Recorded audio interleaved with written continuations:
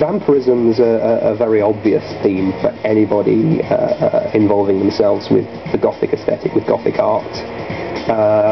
For one reason is that the vampire has developed, during the Victorian period in particular, from being this sort of smelly peasant who was as likely to throw slates off the roof and sour the milk as he was to drink your blood, into this kind of saturnine supernatural playboy, or indeed the female counterpart, this kind of sapphic lesbian seductress. In both cases, though, it's a marriage of sex and death, a kind of an irresistible combination of extremes. Cradle of Filth were very much about these extremes, about kind of dark eroticism against sex and death.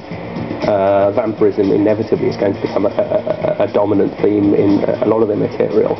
You can also say that vampirism has become a more dominant theme within our culture as a whole. And so while the blood fetishism in Cradle of Filth is very much symbolic, they're touching these kind of primal buttons. They're touching the same buttons that the Bible touched when it talks in this kind of quasi-erotic sense about Jesus bleeding. They're touching the same buttons which Bram Stoker touched when he has Dracula's bride and draining Jonathan Harker in this very sort of kind of almost oral sexual sense.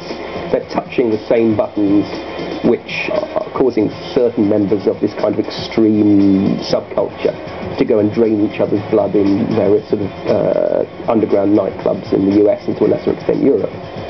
And all of that is part of the kind of a sort of fascination and repellence which is at the core of Cradle of Filth's appeal, is the core of the Gothic aesthetics appeal.